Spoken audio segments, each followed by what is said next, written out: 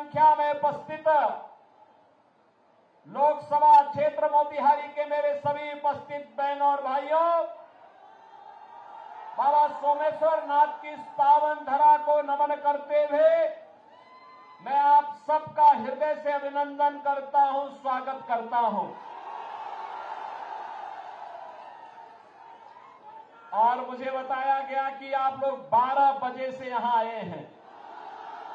बहनों और भाइयों, पिछले 5 घंटे से इंतजार करते करते और आपके अंदर जो उत्साह है, इस उत्साह को सचमुच मैं अभिनंदन करता हूं। इसके लिए मैं आपका हृदय से आभार व्यक्त करता हूं और इसके लिए मैं राधा मोहन बाबू को कहूंगा कि चुनाव के बाद इन लोगों को अयोध्या धाम का दर्शन जरूर कराना, मैं इनका स्वागत करूंगा। बहनों और भाइयों, बिहार की धरती तो हमारे लिए माता जानकी की मायके के नाते ननिहाल जैसा है और इसीलिए उत्तर प्रदेश और बिहार उसी भाव के साथ, एक आत्मीय संबंधों के साथ हजारों वर्षों के से जुड़ा हुआ है। मुझे जब भी बिहार आना होता है मुझे बहुत अच्छा लगता है, आत्मा अभिभूत होती है और आपके उत्साह को देख करके मुझे और भी आनंद की अनुभूति होती है। आज जब लोकसभा का चुनाव चल रहा है, छठे चरण का आज अंतिम चुनाव प्रचार का दिन है। आज सुबह सुबह मुझे पहले पुरी जाना पड़ा, वहां से फिर एक और लोकसभा सीट पर जाने के बाद मैं यहां आ रहा था, हेलीकॉप्टर दूसरी सीट पर चला गया। लेकिन दोनों स्थानों पर मुझे प्रचार करने के लिए आना था। अभी आपके बीच में आया हूं, लेकिन मैं आपसे कह सकता हूं कि 5 चरणों के चुनाव देश के अंदर हुए हैं।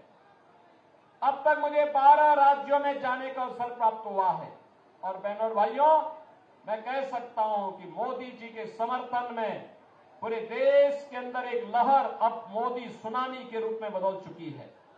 चारों ओर एक ही नारा गूंज रहा है, हर ओर एक ही स्वर है, हर एक नागरिक के मन में एक ही संकल्प है और वह स्वर और संकल्प है, वह नारा है कि फिर एक बार और अब की बार 400 पार। तो ये आरजेडी और कांग्रेस के लोगों को चक्कर आने लगता है 400 पार का नारा सुन करके, क्योंकि दोनों मिलकर के भी 400 सीटों पे चुनाव नहीं लड़े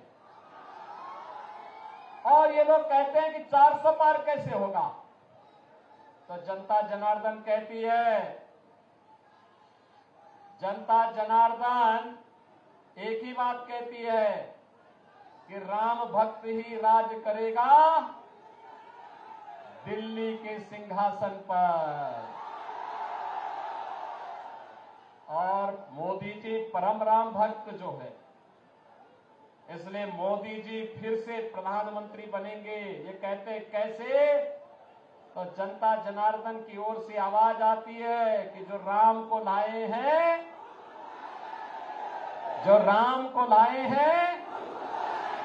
बहनों और भाइयों, मुझे एक बात बताइए, क्या ये कांग्रेस और आरजेडी के लोग अयोध्या धाम में मंदिर का निर्माण करा पाते क्या?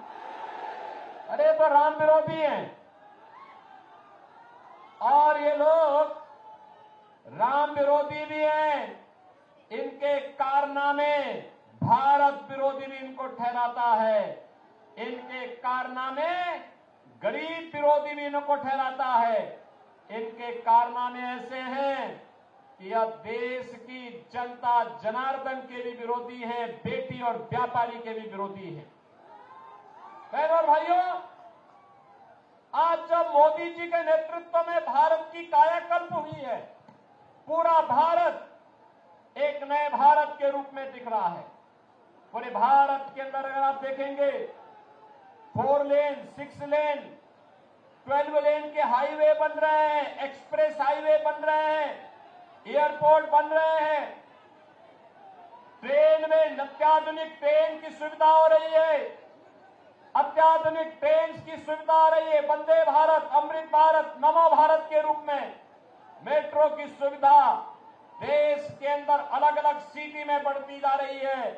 कहीं आईआईटी, कहीं आईआईएम, कहीं एम्स, कहीं पे one district one medical college, कहीं पे ट्रिपल आईटी, कहीं पे एनआईटी, कहीं पे कृषि विश्वविद्यालय, और केंद्र में रह करके राधा मोहन बाबू ने तो यहां पे कृषि की आधुनिक तकनीक का एक केंद्र ही इस क्षेत्र को बनाने का काम किया है। बहनों और भाइयों,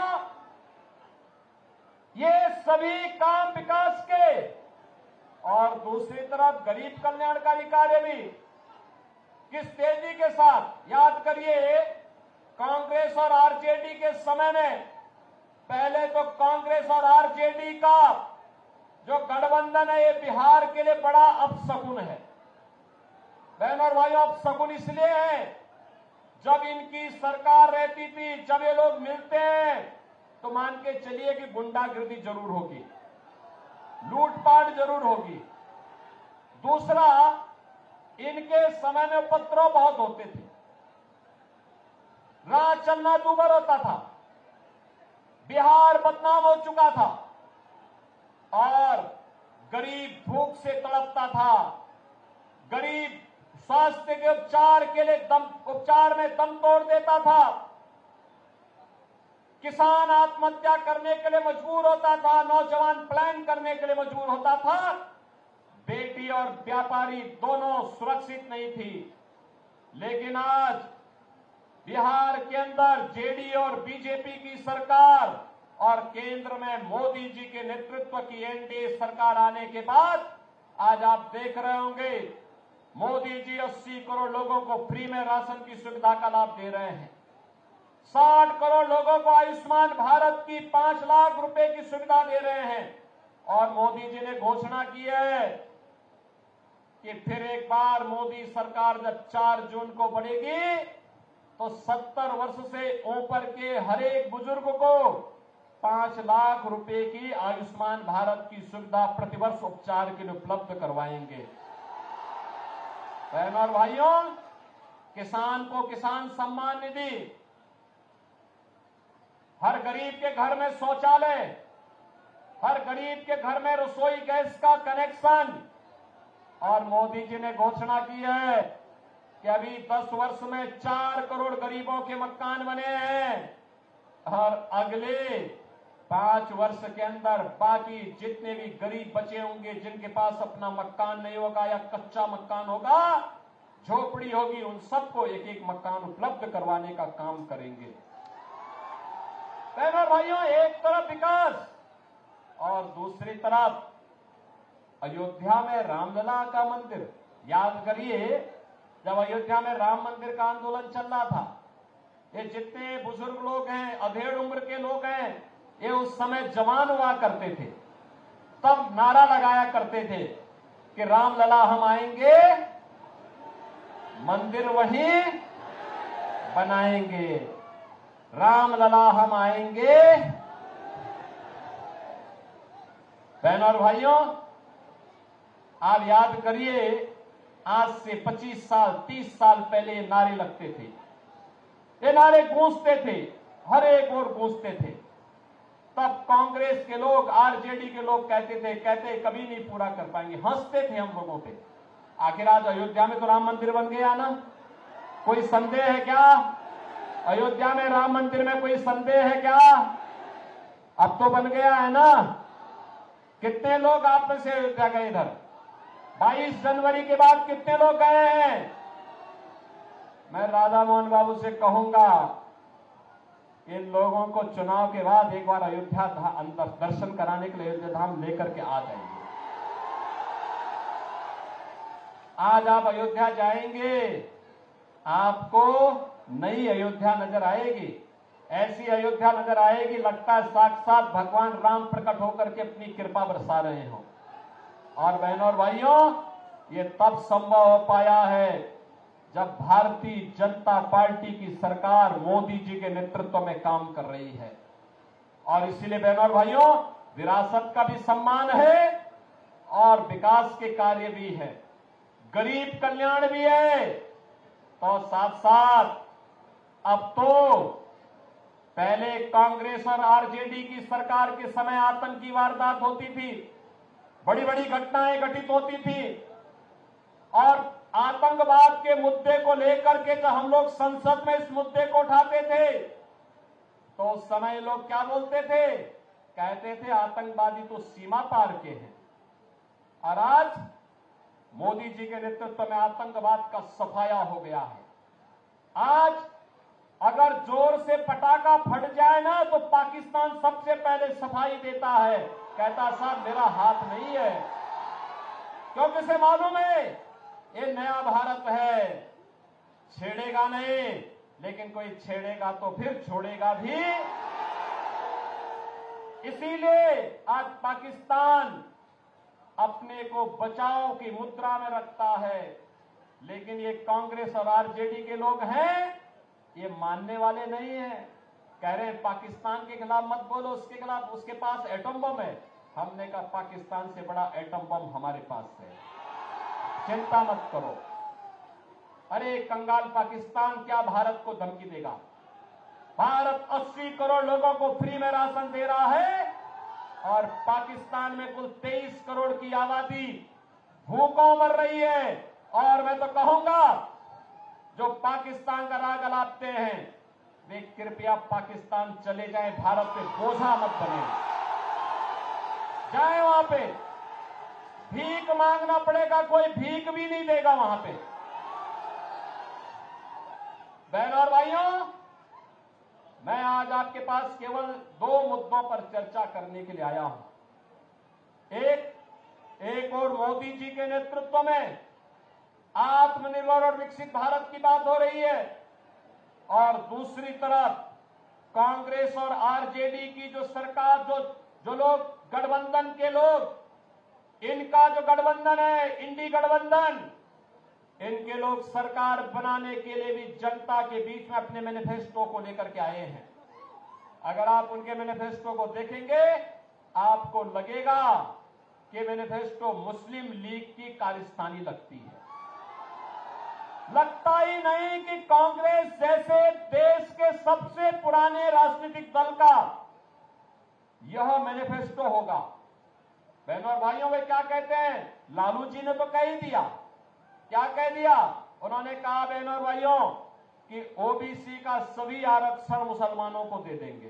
क्या आप इसको स्वीकार करेंगे? क्या इसको स्वीकार करेंगे क्या? और कांग्रेस का मैनिफेस्टो भी यही कहता है कि सत्ता में आएंगे, एससी, एसटी और ओबीसी का आरक्षण मुसलमानों को देंगे। और ये कांग्रेस पहले कर भी चुकी है। याद करिए, राधा मोहन बाबू जो सांसद थे उस समय केंद्र में, मैं भी सांसद था, और यूपीए की सरकार थी। बहनों और भाइयों, यूपीए की सरकार के समय इन्होंने 2 कमीशन गठित किए थे, एक जस्टिस रंगनाथ के नेतृत्व में और दूसरी कमीशन गठित की थी जस्टिस राजेंद्र सच्चर की अध्यक्षता में। एक ने कहा था कि ओबीसी का 6% आरक्षण मुसलमानों को दे देना चाहिए। भारतीय जनता पार्टी ने विरोध किया था, कहा था कि बाबा साहब भीमराव अंबेडकर ने कहा है कि आरक्षण धर्म के आधार पर नहीं हो सकता और मुसलमान आरक्षण पाने का अधिकारी नहीं है।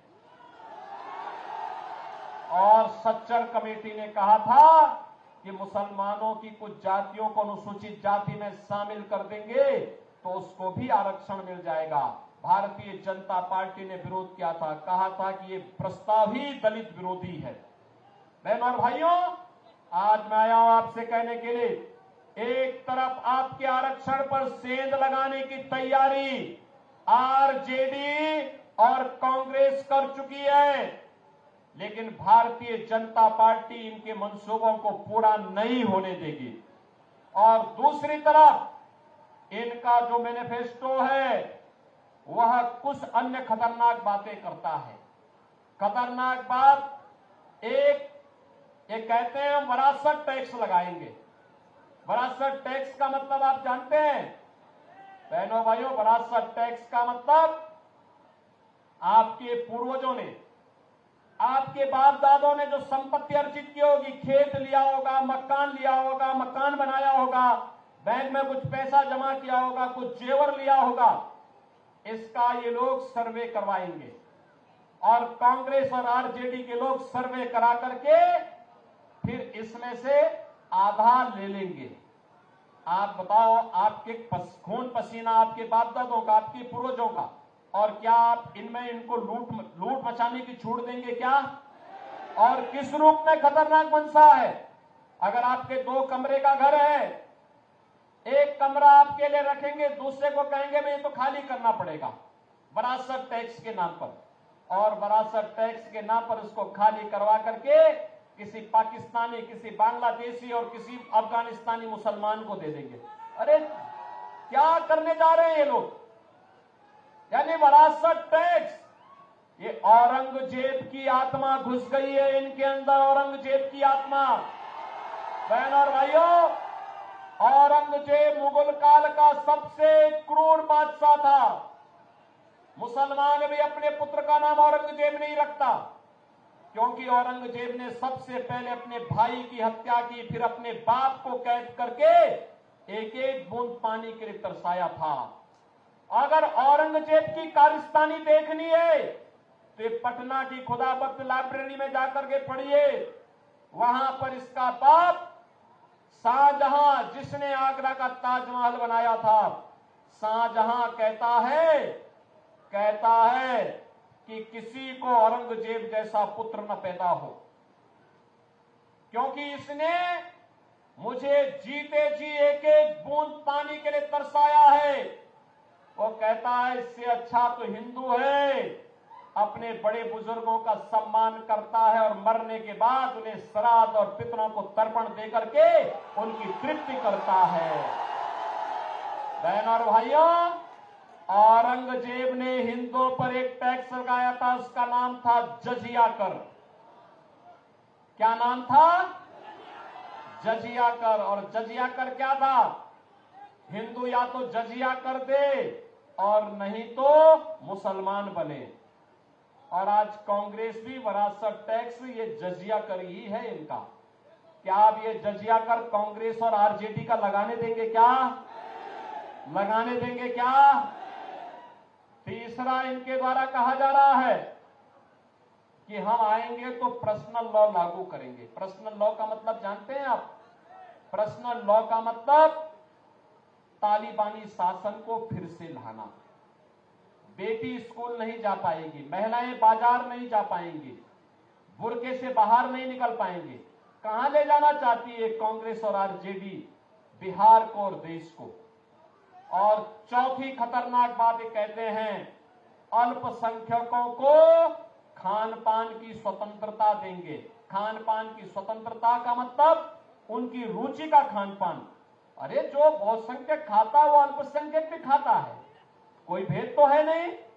एक मुद्दे पे भेद होता है, जब कोई मुसलमान गौ कसी करता है, गौ हत्या करता है, हिंदू उग्र होकर के सामने आ जाता है, कहता है जन्म जन्म का नाता है, गाय हमारी माता है, कहता है ना।